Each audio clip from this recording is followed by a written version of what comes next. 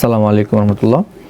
আপনারা যারা ডাটাবেস তৈরি করতে পারেন না, আমি আজকে এই ভিডিওর মাধ্যমে কীভাবে দেখাবো কীভাবে ডাটাবেস তৈরি করতে পারেন। আমরা জানি যারা ওয়েব ডেভেলপমেন্ট নিয়ে কাজ করি, ডাটাবেস একটি অত্যন্ত গুরুত্বপূর্ণ একটি বিষয়। ডাটাবেস দ্যাটস মিন আমাদের যে ডাটাগুলো থাকে, ডাইনামিক যে ডাটাগুলো থাকে, সেই ডাটাগুলো আমরা যে জায়গায় স্টোর করে রাখি, সেই স্টোরকৃত জায়গাটির নামই হলো আমাদের ডাটাবেস।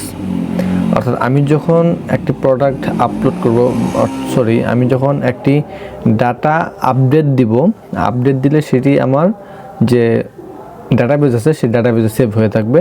সেখান থেকে পরবর্তীতে আমি সেই ডাটাটা আমি অ্যাক্সেস করতে পারবো। তো আমি জাস্ট অনলি 2 মিনিটের ভিতরে আমি ডাটাবেস তৈরি করে আপনাদেরকে দেখাবো কীভাবে ডাটাবেস তৈরি করতে হয়। খুবই ইজি একটি ওয়ে, ঠিক আছে। সো আমি ফার্স্ট অফ অল আমাকে আমার সিপিএনএল অ্যাক্সেস লগ ইন করতে হবে। যে আমরা সিপিএনএল লগ ইন করে ফেলছি। সিপিএনএল লগ ইন করার পরে আপনার এই যে ডাটাগুলো আছে, সেকশনগুলো আপনার উপর নিচে থাকতে পারে। যেমন আমার কাছে প্রথম ফাইলস আছে, তারপর ডাটাবেসেস আছে। তো আমি এটাকে কাস্টমাইজ করে রেখে দিয়েছি। আপনারা চাইলে আপনাদের কাছে ইমেলটা মেবি ফার্স্টলি থাকবে, দেন হয়তো আপনার ফাইল থাকবে। তো যাই হোক, আমার টাইম কাউন্টিং এখন থেকে শুরু করে দেওয়া যাক। আমি এখন ডাটাবেস তৈরি করব উইথিন জাস্ট অনলি 2 মিনিটস, ঠিক আছে। 2 মিনিটের ভিতরে কীভাবে ডাটাবেস তৈরি করা যায় সেই বিষয়টা আমি আপনাদেরকে দেখাবো। তো আপনার ডাটাবেস তৈরি করার জন্য খুবই সিম্পলিভাবে আপনাদের কী করতে হবে, এটা database wizard, MySQL database wizard নামে যে একটি অপশন আছে বা বাটন আছে, এই বাটনে চাপ দিতে হবে। এই বাটনে চাপ দিয়ে দিলে আমাদেরকে এরকম একটা পেজে নিয়ে চলে আসবে, ঠিক আছে। এরকম একটা পেজে নিয়ে চলে আসবে। এই পেজে আসার পরে আমাদেরকে বাকি কাজগুলো করতে হবে। তো আমাকে এখানে স্টেপ 1-এ আমাদের কী করতে হবে, একটা ডাটাবেস নেম দিতে হবে। অর্থাৎ আমরা যে ডাটাবেসটা তৈরি করতে যাচ্ছি যে নাম দিয়ে, সেই নামটা আমাদের এখানে দিতে হবে। তো আমি এই নামটা দিয়ে দিচ্ছি। তো আমি এখানে ডকুমেন্ট দিয়ে একটা ডাটাবেস নাম দিয়ে দিলাম। এটা আমি একটু কপি করে নেই, কারণ আমি আপনাদের দেখার সুবিধাতে তৈরি করতেছি, তো যার কারণে আমি database name, user name, password আমি এভরিথিং আমি সেম রাখবো, ঠিক আছে। আপনারা চাইলে আপনাদের মতো করে সিকিউর করবেন এই বিষয়টা। তো আমি ডাটাবেস তৈরি করলাম, প্রথমে আমরা নাম দিয়েছি, এবার ইউজার নেম দিচ্ছি, ঠিক আছে। ইউজার নেম ডকুমেন্টে দিলাম, তারপর এখানে পাসওয়ার্ড। দেখেন আমাদের ডাটাবেস তৈরি হয়েছে কিন্তু এই নামটা দিয়ে। অর্থাৎ আমি যে ডকুমেন্টে দিয়েছি এটা আগে যে আন্ডারস্কোর আছে, এই আন্ডারস্কোরটা এখানে অটোমেটিক্যালি নিয়ে নিছে। তো আমি এখানে কি করব, এইখানে জাস্ট আমি এইটাকে কপি করে নিলাম, কপি করে এখানে পেস্ট করে দেব। আমি এখানে পেস্ট করে দিচ্ছি। দেন পেস্ট করে দেওয়ার পরে আমি যখন এটা ক্রিয়েট ইউজার দিয়ে দেব, ক্রিয়েট ইউজার দিয়ে দিলে এখানে আমার খুব সহজেই একটা পেজে নিয়ে চলে আসবে। এখানে আসে আপনার কিছু প্রিভিলেজ দিতে হবে।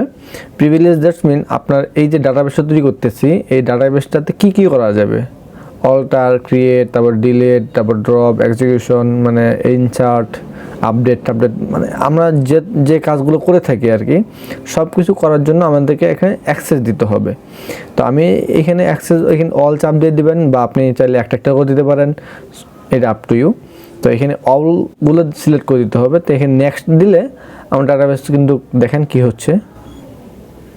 এই তো দেখেন আমার এখানে কিন্তু খুব সুন্দর করে লেখা আছে ইউজার এইটা ওয়াজ অ্যাডেড টু ডাটাবেস এই নামে, ঠিক আছে। আমার কিন্তু ডাটাবেসটা কিন্তু খুব সুন্দরভাবে তৈরি হয়ে গেল। তো আপনারা দেখতে পারলেন ডাটাবেস তৈরি কিন্তু খুবই একটা সহজ একটা বিষয়। তো আপনারা যারা ওয়েব ডেভেলপমেন্ট করেন, বা অনেকে আছেন যারা ওয়েব ডেভেলপমেন্ট শিখতেছেন বা জার্নি শুরু করতে চাচ্ছেন, তাদের জন্য কিন্তু এই ভিডিওটা অনেক হেল্পফুল।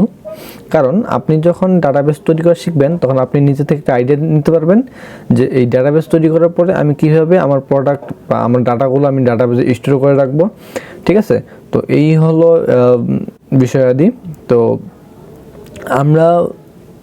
আমার একটি ওয়েবসাইট আছে, crafty.com নামে একটি ডোমেন আছে বা একটা ওয়েবসাইট আছে।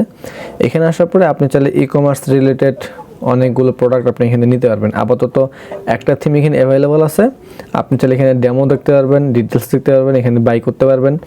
তো আমি আপাতত তেমন কিছু দেখাচ্ছি না, আমি জাস্ট আপনাকে দেখাচ্ছি যে কীভাবে ডাটাবেস তৈরি করতে পারেন।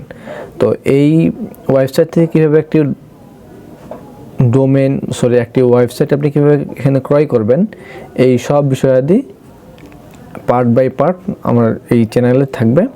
সো আপনারা আমার সাথে থাকবেন ইনশাল্লাহ। তো ভালো থাকেন, সুস্থ থাকেন। আসসালামু আলাইকুম রহমতুল্লাহ।